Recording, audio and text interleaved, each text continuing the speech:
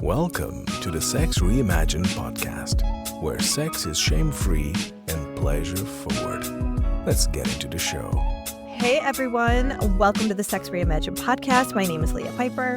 And I'm Dr. Willow Brown, and we're so excited to drop in with you today. We just finished supporting and teaching at teacher training, Tantra teacher training, and we were just really blown away with the men there and what they were going through. What we've been really enjoying lately is getting to know many of our listeners. We are interviewing you, and we really want to know what you want to hear on the show. Starting to really curate the Sex Reimagined podcast to our biggest fans, and we're really grateful to Ron, who wanted to share a little bit about what's interesting to him regarding Tantra.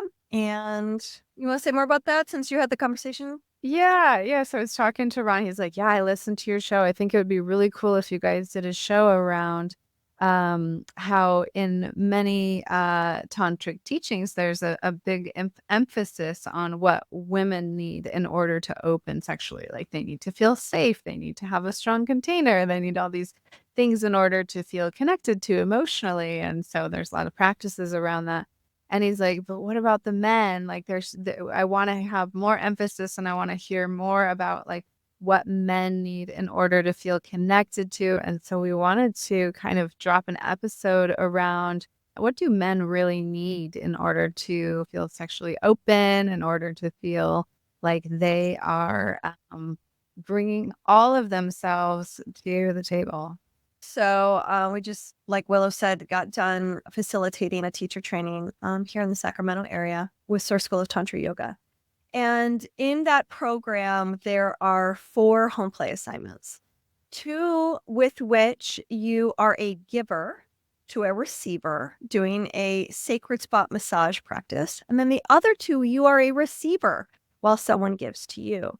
And then after those home play assignments, people go to their separate rooms to do the lab, so to speak. And then the next day they come and everyone shares what they discovered. And, if they hit an obstacle, we help them through that. We get to hear about their ahas, what they learned about energy, what they learned about pleasure, what they learned about tracking their own system, what they released. So many people have a cathartic letting go because someone's really pouring so much love into their system. And it's always stunningly beautiful. It just will touch you so deeply. And I've been struck in the 20 plus years that I have been teaching with Source School of Tantra Yoga, my breath was always taken away like extra when the men would come back from their homework. Mm-hmm. To me, both experiences were always profound. The women coming back and sharing their experience would touch me in the deepest ways, but there was something unique about the men. Like something drops in such a sweet way that it's like they gush with gratitude and they experience new levels of pleasure and they feel really moved. Almost all of them. Yeah, it's almost like it helps them to find this new place of worthiness inside of themselves. Yeah, I think there's something about having a woman's undivided attention on them for a full 2 hours. Where they don't have to perform. Them. Yeah, they don't have to perform. They don't have to give back. And I think it's more novel. Yeah. For like what's regular sexuality between men and women. And we'll focus this episode more on heterosexual relationships in this context, though it'd be very interesting to see different like relationship styles together, 2 women, or even like pods, right? Like how these things would vary. So we don't have that data for you yet. So we'll stick with this. Yeah. So we've been sitting with that and thinking about this topic and got some feedback from Ron. And one of the things you'll notice at a lot of, I would say, Neo Tantra program, less so probably classical Tantra programs. Explain Neo Tantra for Ron. It's like the new Tantra, right? Which tends to be an emphasis on sexuality practices. Classical Tantra is way more about meditation, and it's a lot less about sexuality. Just to keep it super simple. And Tantra itself, the word, if you haven't heard us say it yet, which you probably have, but it's a tool for expansion. It's a weaving of expansion. So it's a practice by which you open up your consciousness to higher states. And so doing meditation practices, doing qigong practices, doing even yoga practices can be a tantric practice. I mean, you can live a tantric life whereby every breath that you take is an opportunity to expand your consciousness. So when we're working with Neo Tantra and taking it into the physical body, into the lower chakras, the root chakra, the second chakra, the third chakra, we're really bringing in more physical form. I feel like the sort of classical tantra really addresses these upper chakras, and the Neo Tantra kind of gets to these more embodied chakras. And I would say that Ron's experience mimics much of my experience. I think also it can depend on who's teaching.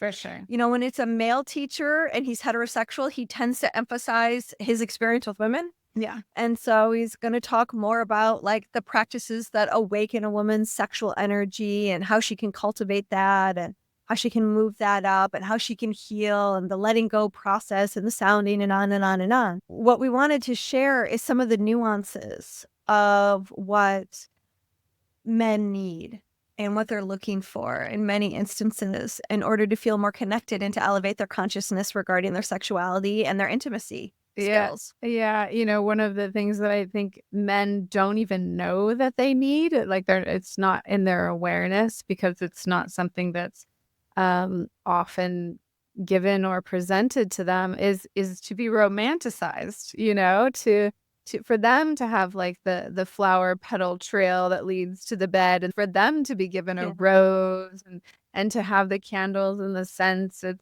It really helps them drop into a more receptive, open state. They can get in touch with a place inside of themselves. You could say their feminine energy, but it's that connection to the inside, to the receptive side that I think really can like blast open their heart. So for a man to get that in his receptive heart center, it's just one of the most beautiful things to witness. And I actually get to play with the students in these trainings. She goes into the home play pile. Yeah, so I go do sessions with different men on different nights. And when I was getting the opportunity to give to a couple of them, it was just like so beautiful to watch their whole system regenerate. It's like we've got these synaptic pathways in our brain, and so these new neural pathways start to weave where they have these ahas or these realizations, like these visceral ahas of like, oh my God, this is happening for me right now and I deserve it. I'm worthy of it. Like this is something that I have done work on myself in order to get to the level where I can receive this.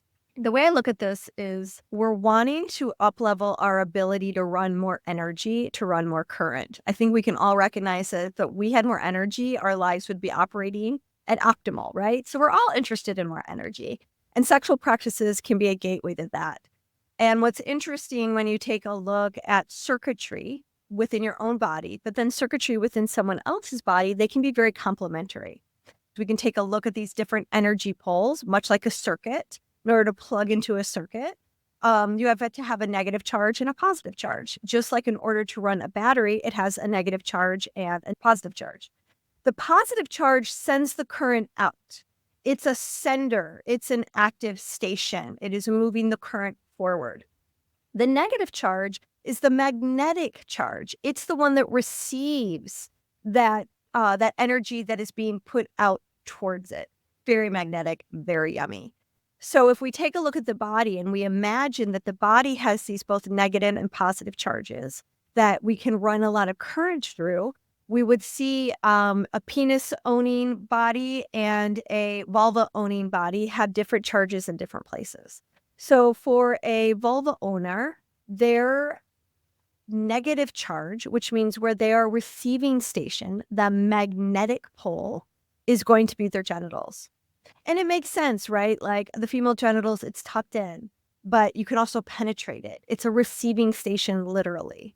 And if you were to look at a penis owner's body, you would say that that penis is the positive pole. It's an energy that actually is created outside of the body to literally send and penetrate.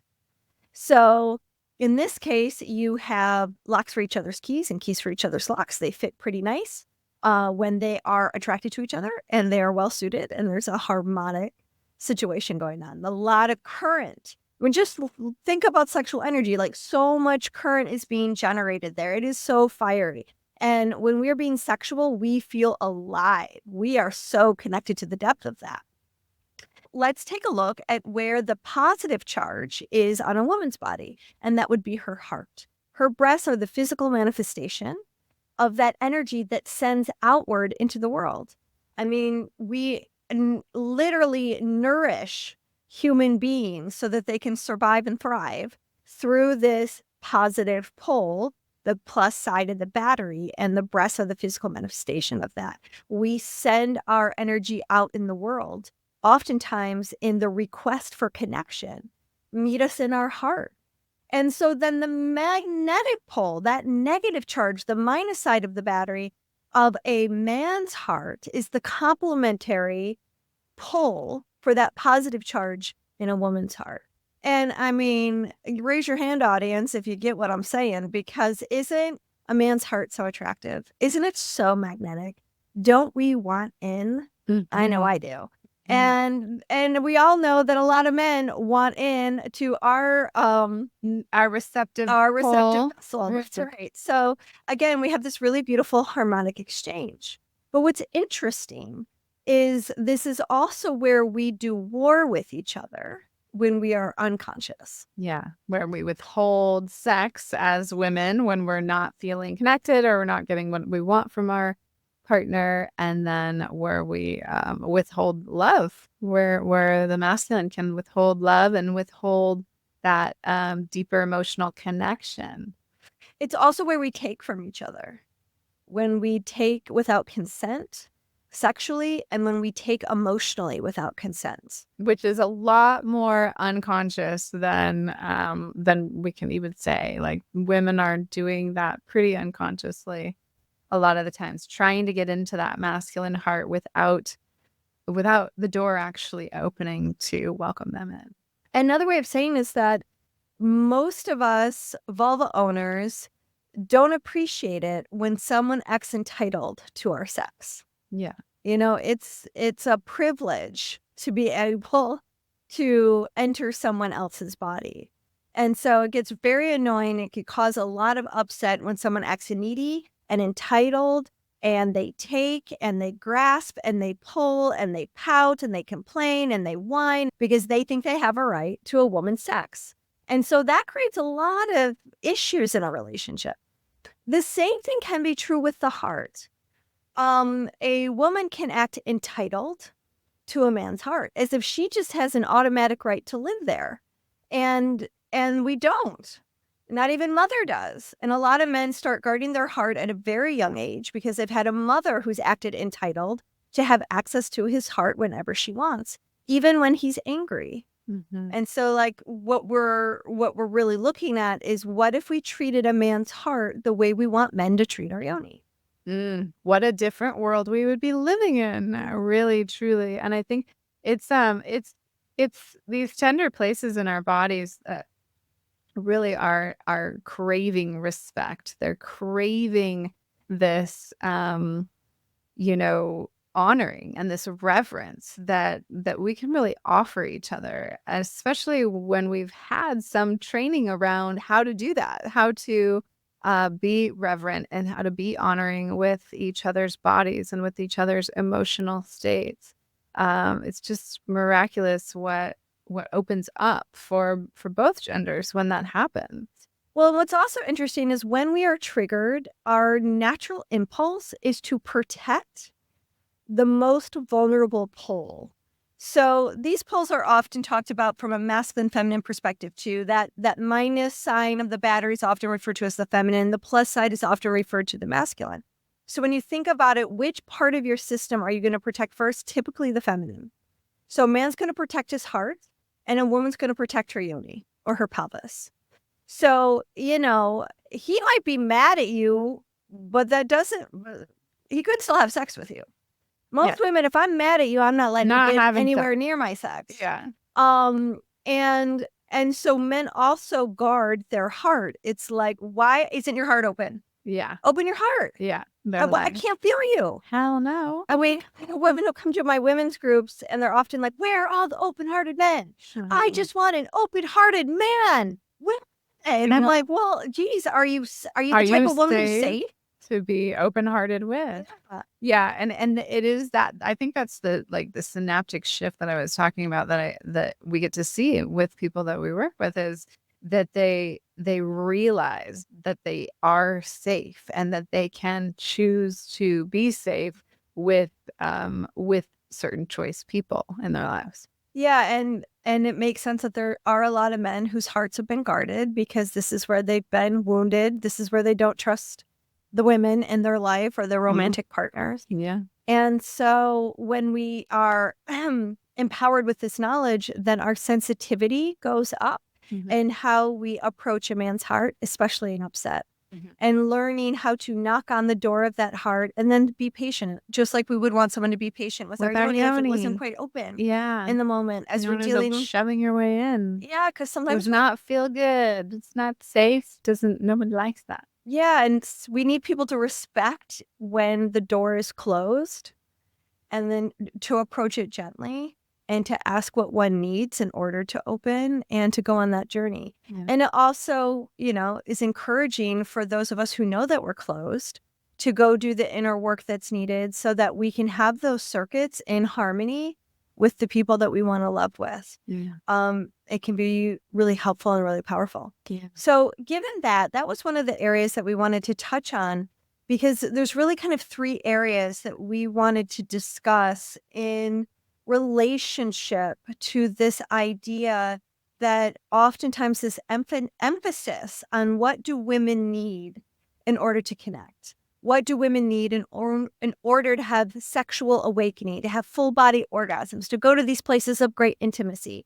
There's a lot of rich conversations around that topic, and we wanted to shift this over to what do men need?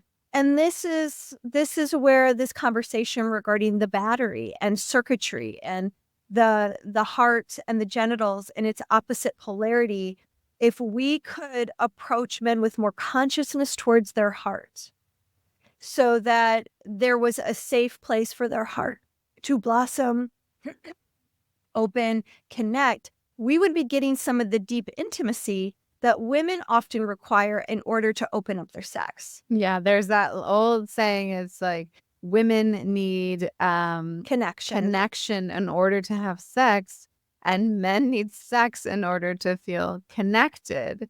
So it's sort of a not quite a perfect match, but if we can slow down enough and start to create more a sense of safety within each other's nervous systems, and really kind of, it is so much about slowing down and finding out what that person needs. I mean, this is one of the big things that was profound during this last teacher training, was how everyone was really wowed by the intakes that they were doing. So when we're working with a client, just like as an acupuncturist, I would get a full intake on somebody's health history. Whether have they been through cancer? Do they have that in their family history? Do they have diabetes? Do they have a hard time sleeping? What's going on with their hormones? I want to know all that stuff. I need an intake. And so we do that same intake for someone before, providing a tantric experience and session for them. And in that intake, so the questions are different. In the intake, we ask well, what kind of heartbreak have you been through? What kind of sexual trauma? What are your boundaries? What boundaries? Where are you at in your romantic life right now? Are you calling in a partner? Are you happy on your own? Do you want to feel happy on your own, or are you already in relationships? There's so many things, and I feel like I magnetize and work with a lot of divorcees, mostly male divorcees, but there's this thing that they really want to rediscover themselves. They really want to find themselves again. They may have spent so many years in a marriage from the time they were in their early 20s to now they're in their 50s or 60s, and they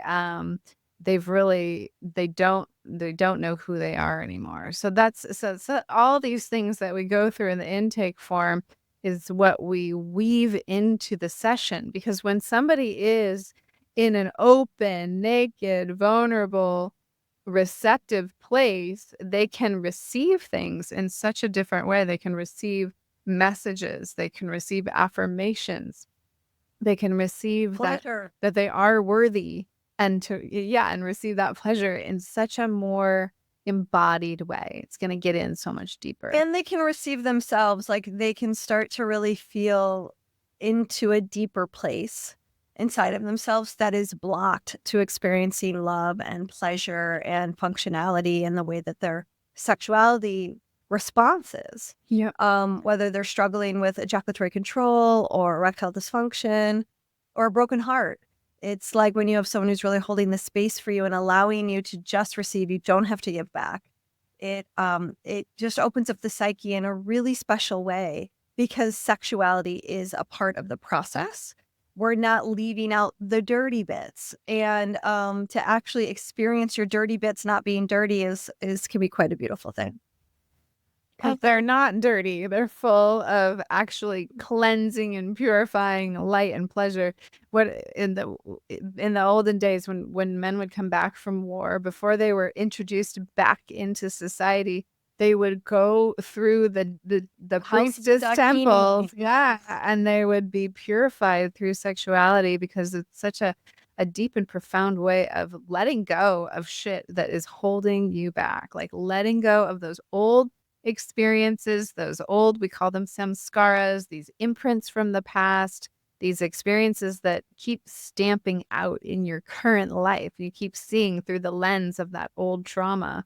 So it's just such a profound and beautiful way to clear all of that. Even if it's just for a moment in time, it gives you a glimpse into what's possible moving forward in your life.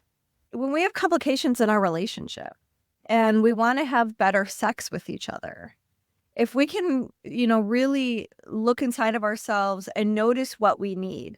Do we need sex in order to open and be connected?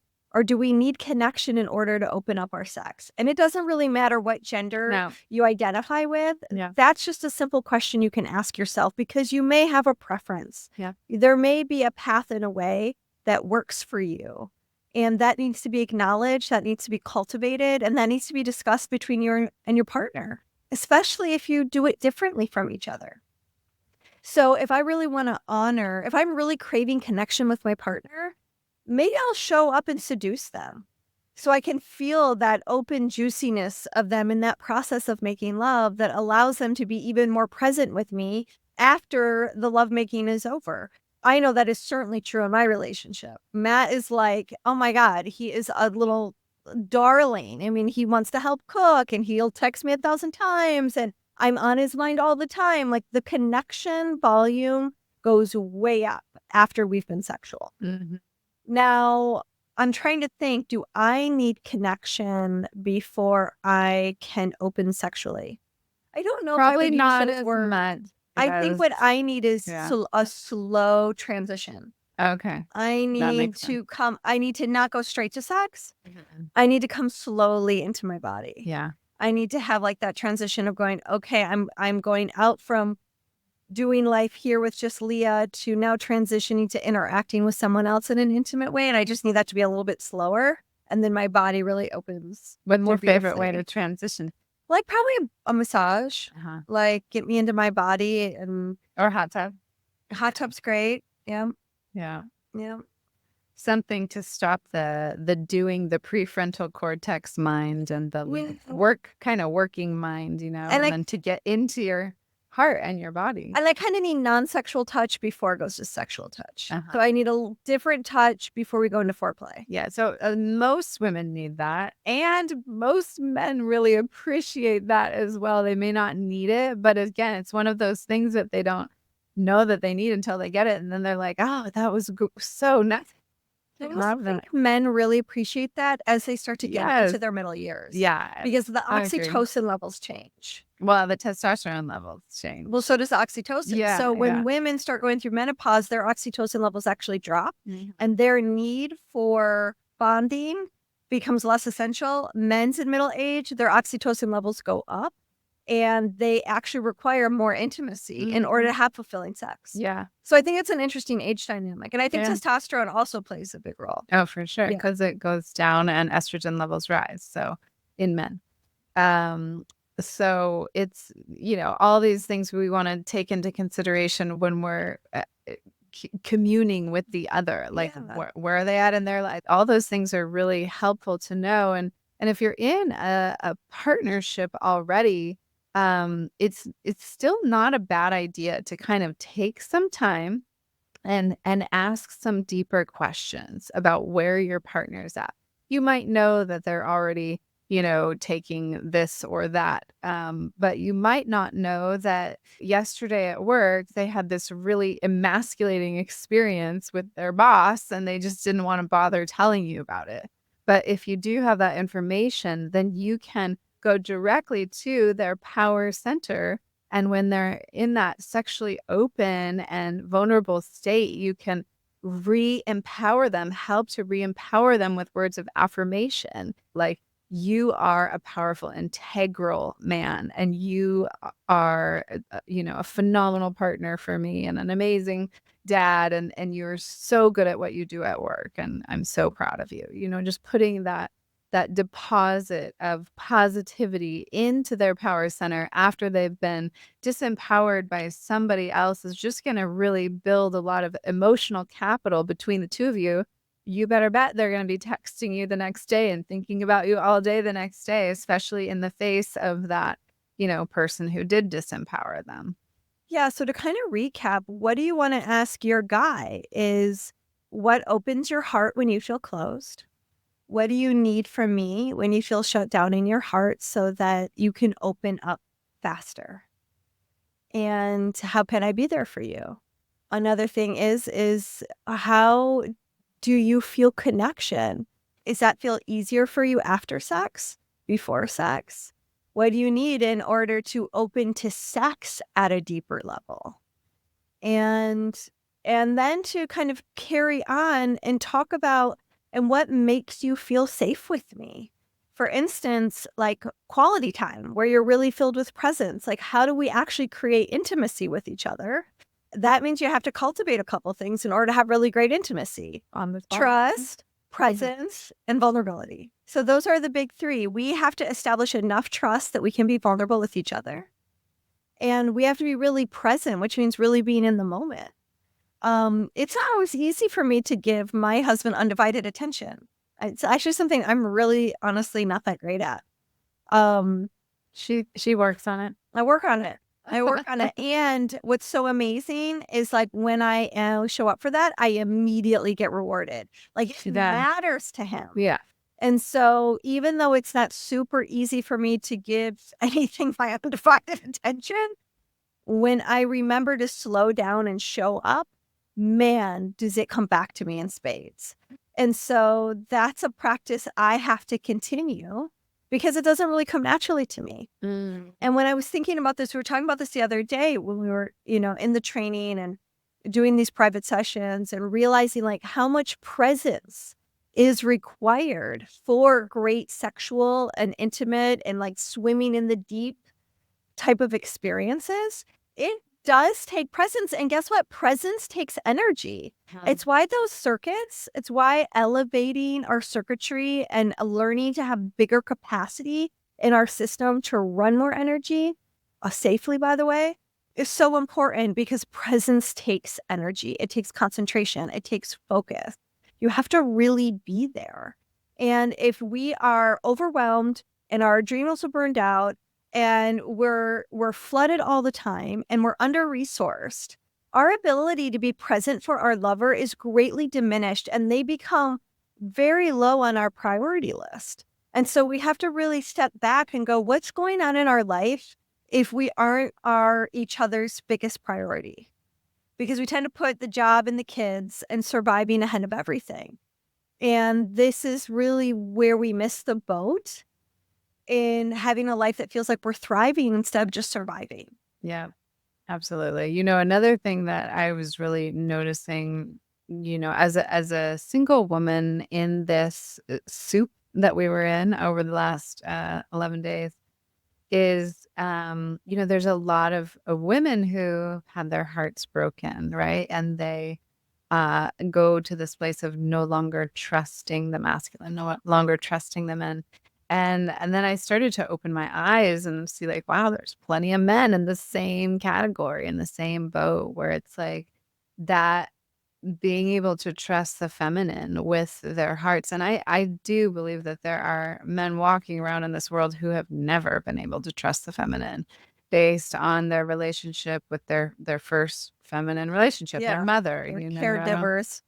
And so it's just one of those things that if you can provide even like a session, like a 2-hour session for even a friend, it can be totally non-sexual, but just to provide a container, like, let me hold space for you for 2 hours. Let me tell you how amazing you are, and start to put just little seeds of hope to be able to trust again the other and to trust themselves with the other, I think is such a huge gift that we can give to men. I feel like that was a lot of stuff that I saw in the men's sharing was like that deep sense of worthiness. There's a stronger sense of faith in themselves that they can have that they can create that they can have, a beautiful woman fully present with them, that a woman will really take the time and put the energy forward to bring that level of presence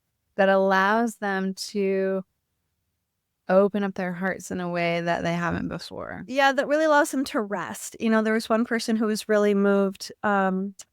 His Dakini, or priestess for the night, said, I've got you.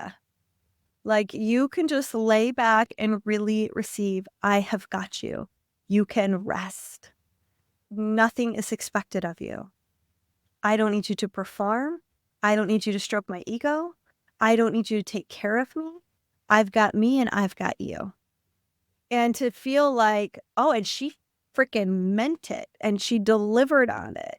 And, at 50 something years old, he says, I've never had that in my entire life. Mm-hmm. And it's such a huge gift. And just, it can be life changing. It's a game changer. Yeah. Mm-hmm. And then to just hold someone else's sexual nervous system is a thrill. I mean, there is something really, really beautiful about touching someone else's body and you feel deeply received. To have someone receive your gifts of touch and of presence, that eye contact's there, those affirmations are there, how you're stroking and arousing their body is met with like unconditional love without an agenda, and someone's just there for it. It's very healing. And I think that might surprise a lot of people. Yeah, definitely. I think maybe the third thing is being desired. One of the things that a lot of men report is feeling under-desired. There tend to be the ones who have the desire, and so they're out chasing and looking to fulfill those desires. Mm-hmm. But they really feel like, God, wouldn't it be amazing if someone desired me the way I desired them? Yeah. If my sexuality wasn't made to be dangerous or unwanted or annoying or too much. Sometimes in our relationships, we can have mismatched libidos. And that can be really painful for couples. Definitely. And so oftentimes the one with a higher desire level just long for the other to desire that at the same level. Because they're always kind of being pushed with, not right now, and leave me alone. That's stuff. And so a lot of men are struggling with wanting to know, like, how do I get that? Yeah. And so one of the things that I think is really an amazing double gift is that as women, when we learn to cultivate our desire, it becomes a major gift for us. But then that desire gets to go out in the world and it does amazing things for the world, including the men that they desire. Yeah. And we have not normalized female desire the way that we No. had normalized male desire, even starting at puberty when it comes to wet dreams and boys' masturbation. And, we're still taught that men are the ones who want it, so they should be the ones that know how to do it. And what that does is it stops girls and women from investigating, from figuring out what we like, their what own we body, want, their own pleasure. what turns me on. We're never posed that question. And so our answer tends to be, I don't know. Try something. I don't know. I'll let you know. Oh yeah, try something. I'll tell you if I like it. That was my pet answer for years. And that's not a good answer. A better answer is, I don't know, but I'm willing to find out. Yeah. And so how do we take that journey forward? And when we do, I think men will feel more met sexually. Yeah. I mean, well, because they're meeting a woman who has sovereignty over her sexual energy and really understands how to move sexual energy through her body. It's great when you come across someone who you have amazing chemistry with, and oh my God, the fireworks are going off and it's explosive, and it's just like you can't not just be all over the place with them. But how often does that happen? More often we get into long-term relationships and it's like those sparks and things start to fade away. So how do we keep them going? How do we find a way to generate Shakti and sexual energy, Jing Qi within our own systems? And then can we even take that out into our day? Can we take that, out into the park or out into the wilderness and connect with nature and use nature as a regenerative way to feel ignited, to feel alive, to feel sexually turned on? One of the interesting things that came up in our episode with Irene Fair, who talked to us about highly sensitive people, is she talked about spontaneous desire and responsive desire. And when you're in the beginning of the courtship, the person who has responsive desire, they're getting it in spades in that first courting. You're texting all the time. You're on the phone for hours. You can't wait to see each other. You're going out, you're having adventures. You're doing things that are unusual. You're going to dinner. You're going to walks. You're going on more fun and interesting dates. So that responsive desire is at an all-time high, which is matching the spontaneous desire. So you'll look like a great match, right, in the beginning. And then as time goes on, we get used to each other and then we move in with each other and then life goes on. And now we've got the daily grind and we're no longer generating interest and responsive desire, which is what a lot of women have. Mm-hmm. And so really, what would be fun is for us to cultivate a lifestyle that is filled with a lot of curiosity, that is filled with some of the things we loved in the beginning, which just gets kind of harder and harder to do. Well, this is where the presence comes in, And like the to consciousness. maintain that presence and that consciousness throughout the whole relationship. And I think, if you're getting into a relationship early on, it's to like build those things into your time together, no matter if you're living together or not. It's like every week at least once a week we do this activity together, or at least once a week we do this activity together. And it could be something that's a little bit more invigorating, like, I don't know, go play pickleball or something, And things will change depending on the season in your life. If you're raising little kids, priorities are going to be a lot different than when you are graduating kids from high school. Yeah, absolutely. Or when you're retiring and so on and so forth. And so it's good to get creative with these things. There's a deck of cards out there. I don't know the name of it, but it's like, you pull a card every day and there's like a different activity that you can do together. Yeah, those relationship cards are actually really great Those are because they great. get you talking. Yeah. And when we start to have different types of conversations, Yeah. we Instead open of the to each same other. old. Yeah. And that will be a connection builder, which will always tends to lead to better sex. So there's this other piece that I think we can do to help men feel more safe with who they are as sexual beings, that I believe will really serve who they get to be as partners and as humans, because we brought this whole thing around due to how we're approaching women's sexuality and Yeah. Tantra, and we really prioritize the goddess. Yeah. And that's actually been a really great thing because we needed a cultural shift in how we are approaching female sexuality. So female sexuality can really blossom. And look, we got the short end of the stick for a really long time. Yeah. But now as we have a really sincere desire to turn towards men, and that is to hold a certain space where we are not judging who they are as sexual beings, where we start to create a non-judgmental field for them to rest in that says, even if your desire is not something that turns me on, I'm still going to be safe. I want to be a safe person for you to share those desires with. Like, to really work on your desires don't disgust me. I'm not going to reject you because you have desires. And I think that that is a very untapped conversation that women aren't having, because the truth is there's going to be some male desires that do scare us. Yeah, I They can mean, be we've triggering. all been guilty of being like, no way, I'm not doing that with you, and just really shutting down a man's desire. And there's another way to do that. Yeah, it's so much more I mean, healthy. you can hear someone's like kink for feet and go, tell me more about that. I don't really want my toes sucked, but I want to know why that's compelling for you and what makes it sexy for you, and tell me about how that turns you on. When you can be curious about your partner's desires, that doesn't mean you are agreeing to fulfilling their desires. What you're agreeing to in that moment is to say, I see you. You matter. What turns you on is interesting to me. And tell me more about that. In no way, shape, or form are you saying, okay, now I have to do that. So unplug from thinking you're obligated That's a big to one. fulfill your partner's desire. It's oftentimes enough that you just hold a non-judgmental space to make it okay that they have some desires. Not all of our desires, including my own and yours, that I have, does that mean I even want to fulfill them? We can have some really awesome desires that we would never engage in. Right. For lots of reasons. Right. Yeah. They're high in our head. But to talk about them and share them. And Yeah. it's such a vulnerable thing because there is the fear of judgment. Right, the you risk of know? judgment. Yeah. And who wants to be judged around one of the most vulnerable things we do in life, which is sex.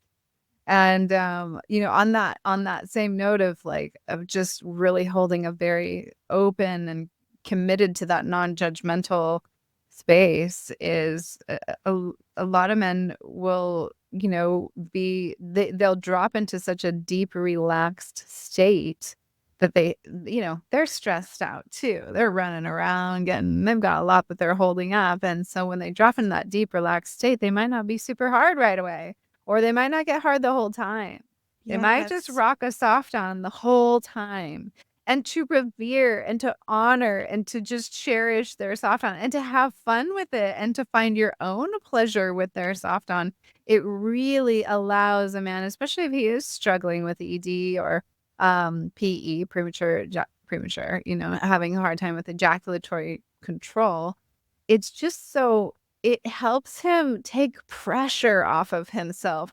Notice that when we have pressure on ourselves, we do not operate as fully. We're not as authentically in our essence in those states. And so it's so great to really bring that non-judgmental tone to any connection you're having, but especially an intimate one. Yeah, I think you're bringing up a really healing aspect to all of this, which is highlighting sexual performance and how scary and vulnerable it is when you don't feel like you're functioning right, or you feel like there's something wrong now with your sexual energy and how it's performing, unlike maybe a previous time in your life, and how we can show up with greater sensitivity if our partner is struggling with that. Because I think in some unique ways, men identify with their sexuality as a part of their identity as a man with a capital M in a way that a lot of women don't. Yeah. True. And so for us to turn up the volume on being sensitive Yeah. and mindful and being very aware that we are not shaming or ridiculing, but we're even creating a place for them to be naked, to be touched, to take the pressure off their performance and to allow them to feel loved regardless of an erection is actually like so tremendously important. And regardless of their age, and regardless of the shape of their body, and regardless of the skin, and we're just regardless of all of it. Because we're all walking around in these bodies, and they come in all different shapes and sizes and different ages as we age. And there's so much stigma around what beautiful is, what attractive is, what sexy is. And, sexy is a sensation. It's a feeling. It's like, you can be in any body, in any age, shape, color. And if you're feeling that sexual energy rolling through your body and you're channeling it, in a way that really lights you up and makes you feel alive, that's what sexy is. And I think that definitely, the way that we look and if we're, moving in the right way is a huge thing for women, but it's a huge thing for men too. Yeah. Yeah. So there's just a little drop in the bucket. Okay, yeah. Wanting to celebrate men and who they are as sexual beings and some of the process with which we can show up with more love and more safety. Absolutely. And if you have anything to add, write it in the comments. We want to hear from you. We want to know, what really struck you as like maybe an aha from what we spoke about, or if it jogged something in your own experience, in your own thought process that you want to add to the pot here and just start more of a conversation around how we can support the masculine to find their freedom and the non-judgmental and an open space to be in their virility and to be in their sexuality. Yeah, please teach us all in the comments and let us know what works for you and what doesn't work for you so we can continue learning. All right, y'all. Love. Thanks for tuning in. This episode was hosted by Tantric Sex Master Coach and Positive Psychology Facilitator Leah Piper, as well as by Chinese and Functional Medicine Doctor and Taoist Sexology Teacher Dr. Willow Brown. Don't forget, your comments, likes, subscribes, and suggestions matter. Let's realize this new world together.